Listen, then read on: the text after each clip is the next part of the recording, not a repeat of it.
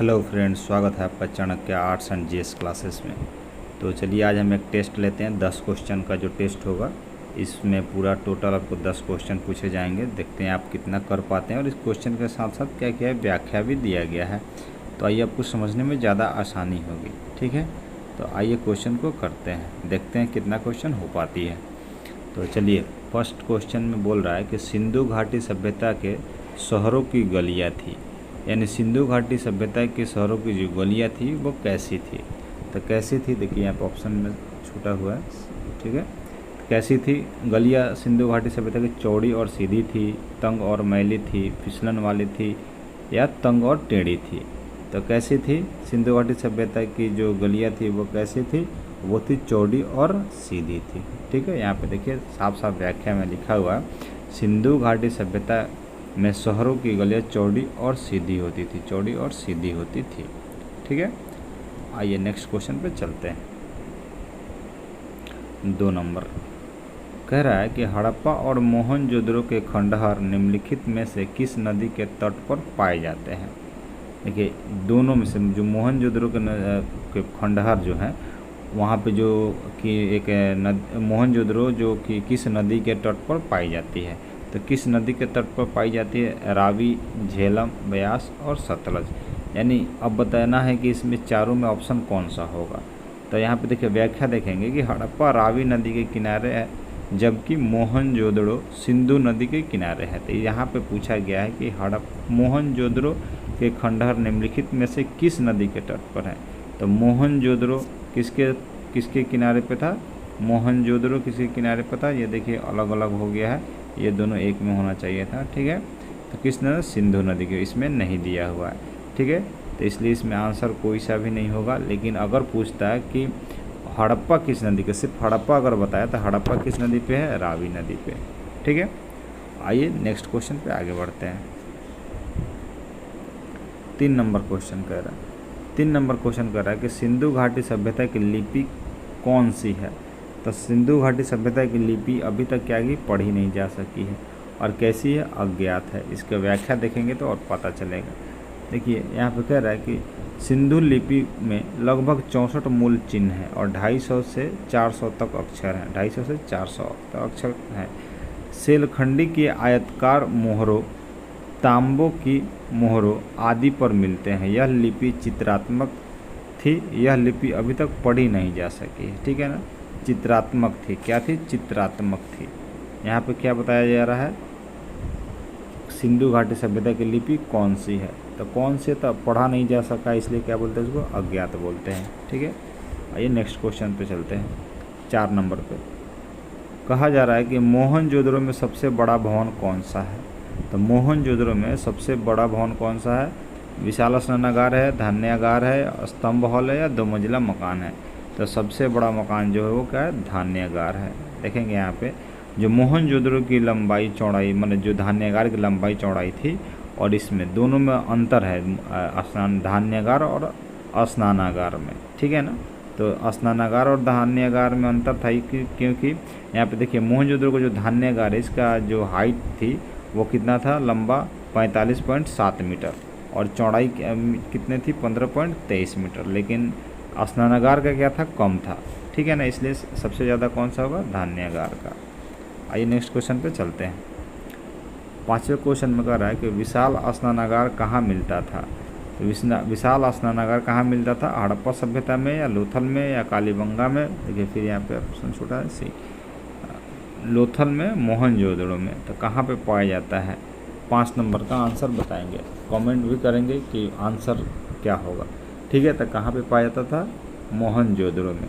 आएंगे देखेंगे इसका व्याख्या। बोल रहा है कि मोहनजोदड़ो के विशाल स्नानागार की उत्तर से दक्षिण की ओर लंबाई 11.88 मीटर तथा पूर्व से पश्चिम की ओर चौड़ाई 7.1 मीटर थी। ठीक है, देखिए अभी पीछे धान्यागार वाला में बताए थे आपको क्वेश्चन, और देखिए अभी जस्ट ये वाला क्वेश्चन आ गया। तो यहाँ पे क्वेश्चन पूछा है कि विशाल स्नानागार कहाँ स्थित था? तो मोहनजोदड़ो में। ठीक है, आइए नेक्स्ट क्वेश्चन चलते हैं। नेक्स्ट क्वेश्चन कह रहा है कि सिंधु घाटी के लोगों की एक महत्वपूर्ण रचना निम्नलिखित में से किसकी मूर्ति थी? तो किसकी मूर्ति थी? नृत्य करती हुई बालिका। मातृदेवी की जो मूर्ति मिली है उसको बोला गया है कि नृत्य करती हुई बालिका की मूर्ति है। ये इसका व्याख्या देखते हैं क्या बोल रहा है।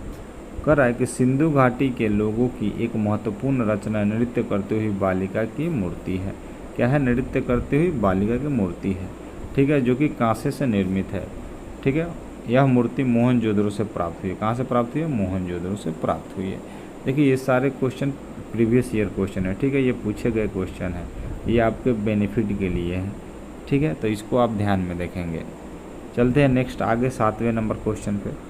कह रहा है कि देवी माता की पूजा संबंधित थी, तो देवी माता की पूजा किन से संबंधित थी, ठीक है, तो आइए देखते हैं किससे संबंधित थी। फर्स्ट में बोल रहा है कि आर्य सभ्यता के साथ, फिर कह रहा है भूमध्य सभ्यता के साथ, फिर कह रहा है कि सिंधु घाटी सभ्यता के साथ, और डी में कह रहा है उत्तर वैदिक सभ्यता के साथ, ठीक है।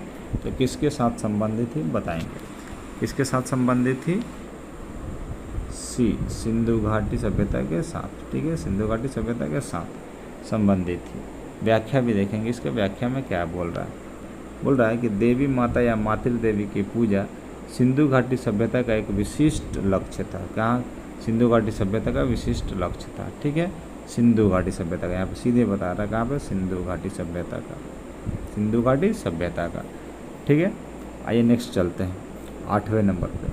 कह रहा है कि सिंधु घाटी सभ्यता का पतन नगर यानी बंदरगाह कौन सा है?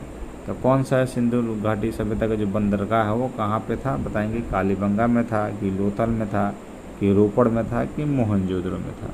कहाँ था? मोहनजोदड़ो में था। यहाँ पे देखिए व्याख्या देखें, बोल रहा है कि लोथल अहमदाबाद गुजरात में, यहाँ से प्राप्त साक्ष्यों से पता चलता है कि यहाँ एक बंदरगाह था, ठीक है ना। तो गुजरात में जो अपना भरूच वाला इलाका है वो कहाँ पे? वहाँ पे बंदरगाह था, ठीक है ना। तो उसको क्या बोलते हैं कि मोहनजोदड़ो वहीं पे प्राप्त हुआ था बंदरगाह, ठीक है। नेक्स्ट क्वेश्चन चलते हैं 9 नंबर पे। 9 नंबर कह रहा है कि लोथल नामक स्थान पर निम्नलिखित सभ्यताओं में से किसका जहाजी माल घाट था, ठीक है, किसका था? आइए थोड़ा सा शॉर्ट हो गया, इसको नीचे भी देखेंगे। सिंधु घाटी, मोहनजोदड़ो, नीचे बता रहे मिस्र और फारसी, ठीक है, तो इसको देखेंगे। 9 का आंसर कमेंट में बताएंगे क्या होगा। क्या होगा? सी, मिस्र होगा, ठीक है। क्या होगा? 9 का आंसर मिस्र होगा। 9 का आंसर मिस्र नहीं होगा, ठीक है। आप कमेंट देखेंगे एक बार क्या होगा, कमेंट में देखेंगे, बताएंगे क्या होगा। बोलिए जल्दी जल्दी बोलिए कौन सा होगा।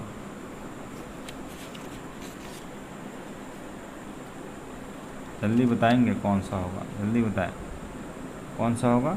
सिंधु घाटी होगा, ठीक है, कौन सा होगा? सिंधु घाटी होगा। आइए इसका व्याख्या देखते हैं, ठीक है। कह रहा है कि लोथल नामक स्थान पर सिंधु घाटी सभ्यता का जहाजी माल घाट था, ठीक है ना। जहाजी माल घाट कहाँ पे था? लोथल घाटी सभ्यता के, ठीक है। चलिए नेक्स्ट क्वेश्चन देखते हैं 10 नंबर। 10 नंबर क्वेश्चन कह रहा है कि सिंधु अर्थव्यवस्था की ताकत थी। सिंधु अर्थव्यवस्था की ताकत क्या थी? तो व्यापार तो होता ही था, उसके बाद में बढ़ई गिड़ी थी ही, और मिट्टी के बर्तन भी। लेकिन वहाँ पे सीधा क्वेश्चन बोला कि सिंधु अर्थव्यवस्था की ताकत क्या थी? आखिर इन सब का व्यापार सबसे ज़्यादा किस चीज़ से होती थी? कृषि से होती थी, ठीक है। व्याख्या देखेंगे। सिंधु घाटी सभ्यता, जो सिंधु सभ्यता के लोग का आर्थिक आधार कृषि एवं पशुपालन था, ठीक है ना। लेकिन सबसे ज़्यादा कृषि से क्या होता था? व्यापार होता था। चलिए थैंक यू दोस्तों।